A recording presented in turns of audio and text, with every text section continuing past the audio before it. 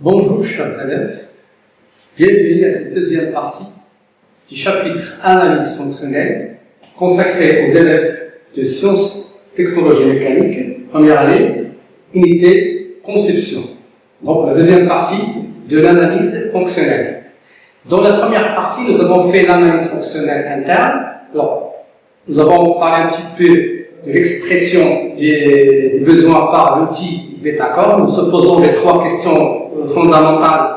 À qui le produit rend service, sur quoi agit-il et dans quel but, d'accord, pour bien formuler le besoin. Après, nous allons passer à la recherche des fonctions de service en situant le produit dans son environnement, d'accord, et par la suite déterminer toutes les relations de cet environnement avec le produit. Nous parlons donc de fonctions de service qui sont classées selon deux familles, soit les fonctions principales qui justifient la raison d'être des produits, soit les fonctions contraintes qui sont des conditions à respecter pour que le produit soit adapté à son environnement. Ça, c'est ce qu'on appelle l'analyse fonctionnelle externe, les deux grandes parties de l'analyse fonctionnelle externe. D'accord ? Alors maintenant, aujourd'hui, on va continuer sur l'analyse fonctionnelle, mais cette fois-ci, on va faire l'analyse fonctionnelle interne. C'est-à-dire, on va entrer à l'intérieur du système et voir comment toutes les fonctions de service déjà définies dans l'analyse fonctionnelle externe, comment étaient réalisées, quelles sont les solutions techniques adoptées pour répondre à ces fonctions de service et ainsi bien sûr, répondre, bien satisfaire le besoin. D'accord ? Alors, avant de commencer, je vais représenter le sujet support d'études que nous avons déjà vu la première partie de ce cours-là. Il s'agissait d'une machine automatique de poinçonnage et d'évaluation des médailles qui permet de poinçonner, c'est-à-dire décorer les médailles. Donc, il est composé de deux parties. La première partie, unité de poinçonnage des médailles. La deuxième partie, unité d'évaluation des boîtes. Les boîtes, bien sûr, remplies de médailles poinçonnées, décorées. La première partie constitue 3 V1, C1, C2, C3.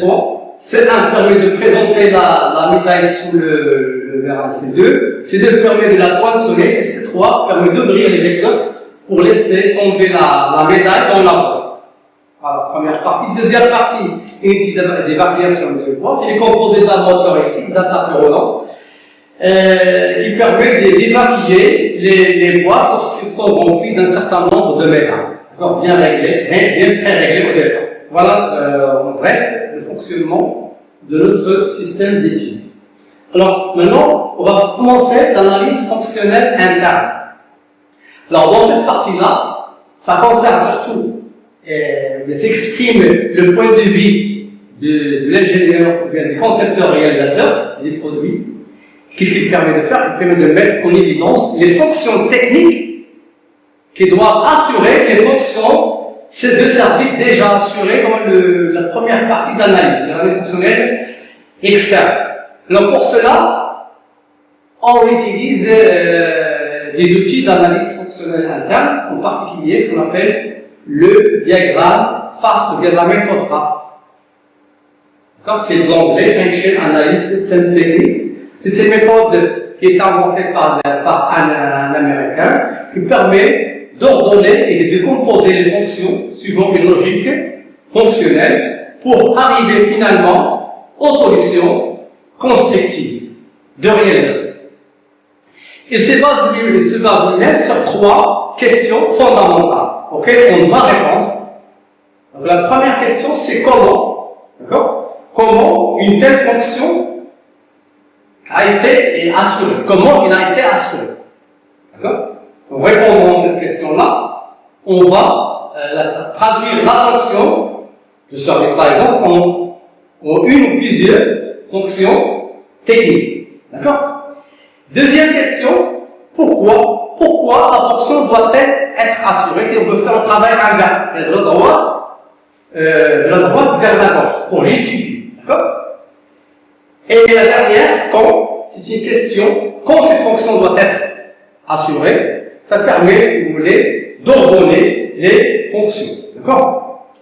Cette fonction s'applique à une ou des fonctions situées au même niveau.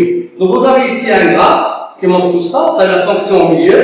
Si on avance vers la droite, on va se poser la question comment la fonction est assurée. Si on veut revenir en arrière, on va se poser la question comment la fonction doit être assurée. Et quand ça permet d'ordonner les fonctions.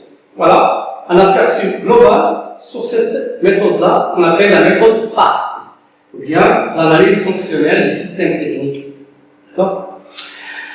La structure générale d'un diagramme FAST. Donc, le diagramme FAST est composé de 3 parties principales. La première partie à gauche, c'est la fonction de service qu'on veut analyser. D'accord ? Deuxième partie, on met ce qu'on appelle les fonctions techniques. D'accord ? Qu'on doit respecter pour assurer la fonction de service. On peut le trouver sur plusieurs niveaux. Ici, vous avez 2 niveaux. Premier niveau et deuxième niveau. La troisième partie du diagramme FAST, ça illustre les solutions constructives, ou bien les solutions techniques adoptées pour répondre aux fonctions techniques. Par exemple, ici, j'ai la fonction de service S1. Comment est assurée? Est assurée en respectant la fonction technique 1 et la fonction technique 2. On peut également se poser la même question. Comment la fonction technique 1 est assurée? C'est en assurant la fonction technique 1, 1, 1, 1, 1, 2 et 1, 2 et 1, 3. Et chaque fonction technique, comment est assurée? C'est par une solution. Nous avons solution A, solution B, solution C pour chaque fonction technique. De la même façon, pour la fonction technique 2, on peut la décomposer en 2 sous-fonctions techniques, de 1 et de 2, également, pour aboutir finalement aux solutions B et solutions E. Voilà. Donc, remarquez, c'est une méthode qui est rapide et fast. En anglais, c'est rapide. Donc, ça part d'une fonction de service pour arriver finalement aux solutions constructives en passant bien sûr par des fonctions techniques. Donc, voilà. Ça, c'est la structure générale d'un diagramme FAST. Alors, avant de passer à une application, on va quand même définir certains concepts techniques. Alors, définition d'une fonction technique. Alors, pour mettre en œuvre sa fonction d'usage qui est une fonction de service, un objet technique doit assurer plusieurs fonctions différentes et complémentaires qui s'appellent des fonctions techniques. Définition d'une solution technique. Pour réaliser ces fonctions techniques, déjà fixées au préalable ici, chaque objet utilise un groupe de pièces appelées solutions techniques ou bien solutions constructives ou bien composants à utiliser pour assurer les fonctions techniques. Voilà. Passons maintenant à l'exemple. On va bien sûr toujours se baser sur le même exemple du départ, c'est notre machine de poinçonnage et d'évacuation des métals. Donc dans cette partie-là, dans ce passe-là, on va faire seulement un passe partiel, seulement de la fonction poinçonner les métals. Ok? Voilà. Vous voyez ici un passe qui est incomplet, bien sûr, avec des propositions ici, des réponses. On va essayer de mettre dans le diagramme. D'accord? Alors, vous avez donc le face, vous avez ici, c'est la fonction de service. Deuxième partie des phases, ce sont les fonctions techniques. Et la dernière partie, ce sont les solutions. Donc, vous avez ici, je lis les propositions. Alors, vous avez première proposition, poinçonner les médailles. Deuxième proposition, capteur. Deuxième position, capteur. Troisième position, traiter les informations. Quatrième, voyons. Cinquième, alimenter en énergie. Sixièmement, distribuer l'énergie. Et septièmement, verra. Donc, ce sont des propositions qui ne sont pas forcément en ordre qu'il faut mettre dans le FAST. Bien sûr, toujours en se posant les fameuses questions à qui le produit, plutôt à comment la fonction est assurée, si on va avancer vers la droite pour aboutir aux solutions, soit en revenant en arrière, on va se poser la question pourquoi la fonction de la solution a été adoptée, et bien sûr on a déjà mis les fonctions en ordre. Donc, première chose qu'il faut mettre, ici, il faut mettre la fonction de service à assurer par le système. Alors, d'après le nom, c'est une unité de poinçonnage des médailles. Donc, la fonction de service, ça, c'est évident, c'est poinçonner les médailles. Donc, ici, on va écrire, la réponse, c'est poinçonner les médailles. C'est la réponse 1. D'accord? Par exemple, je choisis la fonction acquérir les informations. Alors, pour avancer à la solution, on va se poser la question comment acquérir les informations. Alors, comment acquérir les informations? Nous avons vu en cours que les informations doivent être acquises par ce qu'on appelle les capteurs. Les capteurs, c'est pour acquérir les informations du système.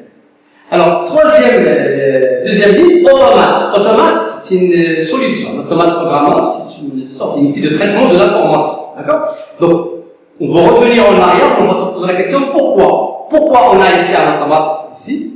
C'est pour, bien sûr, traiter les informations. Donc, on va écrire ici, traiter les informations. Alors, communiquer les informations, comment communiquer ou bien dialoguer avec, par exemple, l'utilisateur, comment on va communiquer avec l'utilisateur. Ici, nous avons la proposition, c'est des voyants, des petites lampes qui s'allument et qui donnent un signal pour informer l'opérateur de l'état du système. Voilà. Alors, quatrième ligne, vous avez ici source d'énergie électrique et pneumatique. La question qui se posait, c'est pourquoi on a cette source d'énergie électrique et pneumatique. Bien sûr, c'est pour alimenter le système en énergie. D'accord? Énergie avec S, puisque vous avez deux énergies. Énergie électrique et énergie pneumatique. Alors, distributeur, pourquoi les distributeurs? C'est évident, c'est pour distribuer l'énergie. D'accord? Alors, pour la dernière, vous avez ici convertir l'énergie pneumatique. La question que se pose ici, comment convertir l'énergie pneumatique? C'est par la solution Vera. Donc les Vera, ça sert pour convertir l'énergie pneumatique en énergie mécanique de transformation. Voilà pour ce trace. Donc pour résumer, on doit toujours se poser les questions comment, pour avancer vers l'avant, pour aboutir aux solutions techniques, ou bien on peut faire un retour en arrière en se posant la question pourquoi. C'est pour revenir en arrière. Et le con, c'est seulement pour faire l'ordre des fonctions. Bon, maintenant, passons à notre outil d'analyse fonctionnelle interne, ce qu'on appelle la méthode SADT, Structured Analysis for Design and Techniques. En français, on parle d'analyse fonctionnelle descendante. D'accord? C'est une méthode, c'est un modèle qui a été créé, a été mis au point par une société américaine. D'accord? Et comme vous voyez la traduction approchée français, analyse fonctionnelle descendante, c'est-à-dire c'est une analyse qui se fait par niveau. On part du niveau le plus général, dans lequel on va préciser la fonction globale du système, d'accord? Et on détaille petit à petit pour arriver au particulier, d'accord? Et la description se fait sous forme d'actigramme, bien sous forme de rectangle. Chaque niveau comporte un ou plusieurs rectangles, d'accord? Alors le premier niveau, c'est ce qu'on appelle actigramme, le premier niveau, bien modèle fonctionnel à -0, on appelle également niveau de la fonction globale. Alors, il est illustré ici sur ce schéma-là. Donc, on le matérialise par un rectangle, d'accord, avec des flèches entrantes et sortantes. Bon, la première flèche en bas, on écrit le nom du système, bien notre système d'activité. Notre nom du système, bien le support d'activité, d'accord? Notre mécanisme, notre système. À l'intérieur des rectangles, on va mentionner la fonction globale de notre système. La fonction globale de notre système. il est énoncé par une phrase qui commence par un verbe à l'infinitif. D'accord? Il représente l'action à réaliser sur la matière d'œuvre. Sur la matière d'œuvre. Alors, à l'entrée, vous avez ce qu'on appelle la matière d'œuvre entrante, ou bien la matière à son état initial, qui va être modifiée par la suite par notre système. Il se peut qu'il soit une matière, énergie, ou bien une information, etc. D'accord? Après passage de la matière d'œuvre dans le système, à la sortie, nous aurons deux grandes sorties.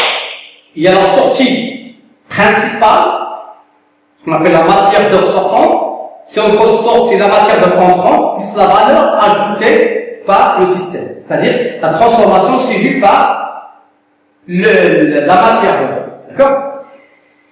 Et il se peut également que soit une matière, soit une énergie, soit information, etc. D'accord? Et vous avez également d'autres sorties qui sont des sorties annexes, qu'on appelle également sorties secondaires, qui sont des sorties qu'on ne peut pas éviter. Ils ont, par exemple, des informations, parfois elles sont utiles, parfois elles sont nuisantes. Des informations d'état du système, c'est utile. Ça peut être des nuisances, par exemple des déchets, des nuisances, des bruits, etc. D'accord? Voilà. Alors le système est contrôlé, on a 4 flèches qui précisent les données de contrôle de notre système. Ce qu'on appelle également les contraintes. Il y a 4 familles. Premièrement, W, c'est la contrainte d'alimentation ou bien d'énergie. C'est-à-dire quelle est l'énergie utilisée pour faire fonctionner notre système. D'accord? Deuxième, dans les deux contrôles, ce qu'on appelle la contrainte de configuration, le C.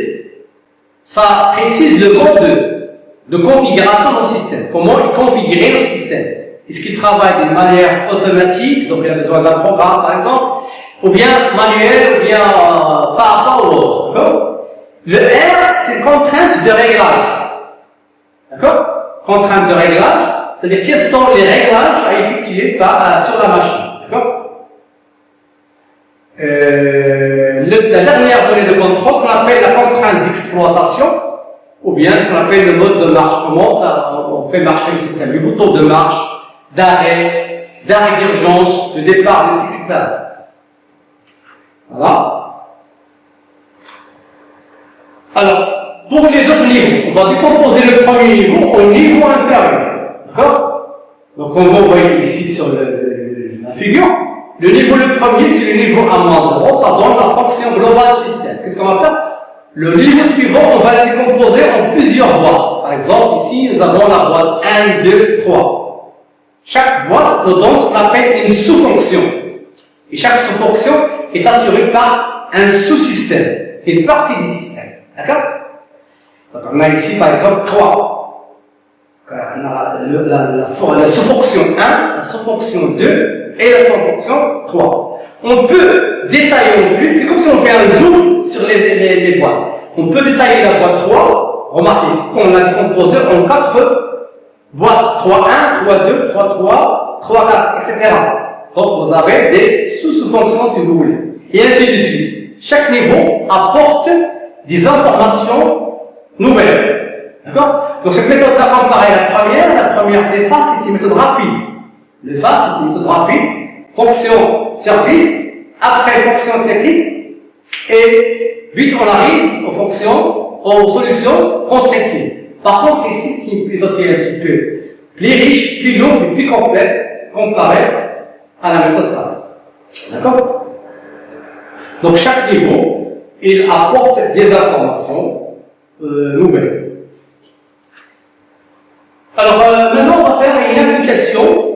Toujours sur notre système, machine automatique de poinçonnage et d'évacuation du métal, on va essayer de faire ce qu'on appelle le premier niveau, le modèle fonctionnel A-0, ou bien le modèle de la fonction globale. Donc ici, vous avez un diagramme niveau A-0 incomplet, et vous avez ici des réponses de 1 à 11, qu'on va essayer de distribuer sur cette figure. D'accord? Donc nous avons dit, ici, qu'est-ce qu'on va mettre? Ici, il faut mettre le nom de notre système. Donc, c'est quoi ici? C'est la réponse machine automatique. C'est le titre. Machine automatique de poinçonnage et d'évacuation des métals. Ici. Toujours, on met ici le nom de notre système. bien notre support d'activité. À l'intérieur, on va mettre là où les fonctions globales assurées par le système. Donc vous voyez ici, c'est une machine de poinçonnage et d'évaluation.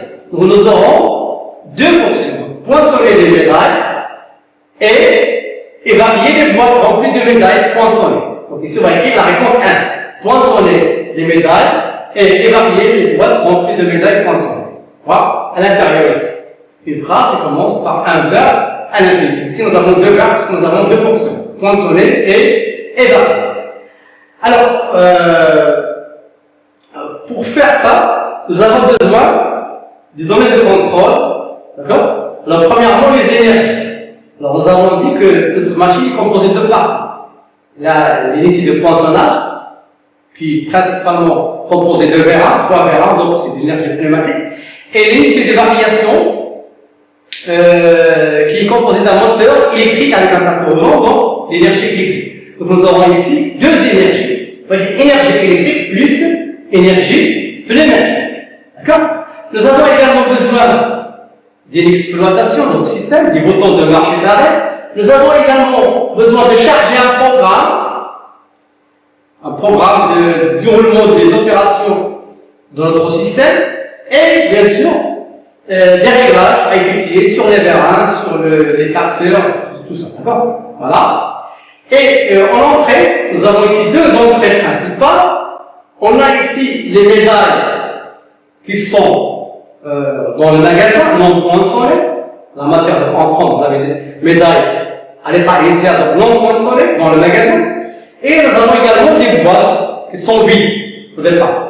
À la sortie, qu'est-ce que nous aurons? Nous aurons des médailles qui sont poinçonnées et évacuées dans une boîte. Et nous avons des sorties secondaires sous forme d'informations, donc des messages, et des nuisances sont des bruits qui sont développés par ils sont faits par des vérins. Les vérins, lorsque lors de leur fonctionnement, dégagent des bruits. Donc le bruit, c'est une sortie secondaire, c'est une nuisance. D'accord? Voilà, on a terminé ce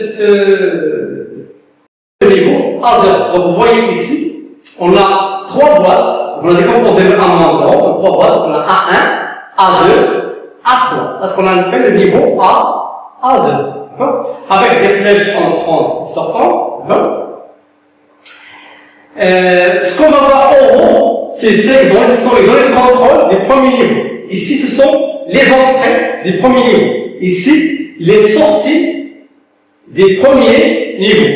Et pour chaque boîte, nous aurons la fonction et le sous-système, et son sous-système. Chaque sous-système a sa fonction propre à lui. Nous avons ici trois sous-systèmes, donc trois fonctions. On a déjà dit, qui est déjà indiqué ici, c'est la fonction gérer le cycle de fonctionnement. D'accord? Nous avons trois fonctions et trois sous-systèmes. Alors, dans chaque sortie de boîte, nous aurons, ça peut être une entrée, une bonne contrôle pour la boîte suivante, elle peut être une sortie. D'accord? Voilà.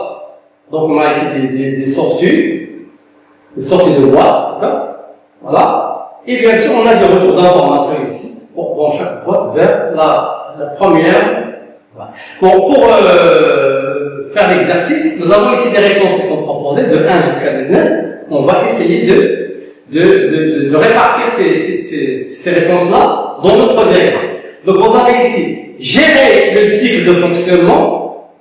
Par quoi on va gérer, et le sous-système qui va gérer notre fonctionnement, le sous-système, c'est, la première réponse, c'est automate programmable. Donc ici, on va écrire automate programmable. L'automate programmable a besoin de quoi? Premièrement, il a besoin d'une énergie électrique. D'accord? Il a besoin d'une exploitation. Marche, faire marcher le système, l'arrêter, marche, arrête. Et bien sûr, il a besoin de charger un programme. Donc le programme va être chargé. Lorsque le temps programmable est alimenté en énergie électrique et qu'on a appuyé par exemple sur le bouton marche, on a chargé le programme du cycle de fonctionnement de notre système. D'accord? Où va faire le programme? Il va traduire le programme en quoi? En des ordres de commande. La réponse est des ordres de commande. Alors le premier ordre de commande, ça sera quoi? ça sera bien sûr, c'est de poinçonner les médailles. D'accord? Première réponse, c'est quoi? C'est poinçonner. Première fonction, c'est poinçonner les médailles. Par quoi on va poinçonner les médailles? C'est par l'unité de poinçonnage. La réponse 7. Unité de poinçonnage.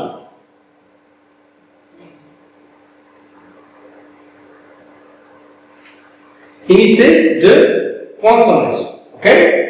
Alors, l'unité de poinçonnage, bien sûr, il est composé de Vera. Donc, il a besoin de quoi? Il a besoin d'une énergie pneumatique. D'accord? Vera, énergie pneumatique. Il a besoin également de réglage des capteurs. D'accord? Bon. Une fois, et bien sûr, il a besoin d'une matière d'entrant, c'est quoi? Ce sont les médailles non poinçonnées. Il y a les médailles dans le magasin. Alors, la médaille dans le magasin, lorsqu'elle part dans le système, va être ici, va être poinçonnée, va acquérir la valeur ajoutée. Donc, on aura ici médaille poinçonnée. D'accord? Médaille poinçonnée. Qu'est-ce qu'on va faire à l'étape suivante? Alors, lorsque la médaille est poinçonnée, il faut informer le système. Il faut informer le système de son état. Donc, on va faire ici des informations sur médaille poinçonnée. Réponse 12. Information sur médaille poinçonnée. L'automate programmable va communiquer avec l'utilisateur par un message. La réponse numéro 13. D'accord? La réponse numéro 13. Information. Voilà. Opération terminée. L'automate programmable va envoyer un second ordre. Le second ordre, c'est quoi? C'est la réponse 14. Évacuer les boîtes. Lorsque la boîte est remplie d'un certain nombre de médailles. D'accord? Voilà. Donc ici, par quoi on va évacuer les boîtes? C'est par l'unité d'évacuation. Réponse 15. Il a besoin de quoi? Il a besoin de l'énergie électrique. Pourquoi? Parce que cette évacuation, il y a un moteur électrique. C'est un tapis. Donc il a besoin d'énergie électrique. Pour ça, on a pris ici un point pour alimenter en énergie électrique l'unité d'évacuation. D'accord? Et bien sûr, il a besoin également de réglage. Régler surtout le nombre de médailles qu'on doit avoir dans une boîte, avant l'évacuation. D'accord? Et vous avez ici, l'entrée bien sûr, ça c'est la boîte vide, et la sortie, ça sera boîte remplie de médailles poinçonnées et évacuées. D'accord? Opération terminée, donc on va avoir ici une information sur l'état des boîtes. Bien sûr, le retour vers la l'unité de traitement d'information, le temps programmable, qui va bien sûr envoyer un message vers l'opérateur que l'opération est terminée. Alors pour terminer cette partie-là, vous avez ici, bien sûr, les deux parties, soit l'unité de poinçonnage, soit l'unité d'évacuation. Tous deux présentent les sorties secondaires, c'est le bruit, le fond du bruit. Lorsque le moteur fonctionne, lorsque les verres sortent et les rentrent, ils produisent des bruits. Donc c'est des bruits, une fonction, c'est des sorties annexes ou bien sorties secondaires. Voilà, on a réparti toutes les réponses à notre diagramme avant. Donc j'espère que vous avez bien assimilé ces méthodes d'analyse fonctionnelle interne. Je vous souhaite bonne journée et à bientôt. Merci.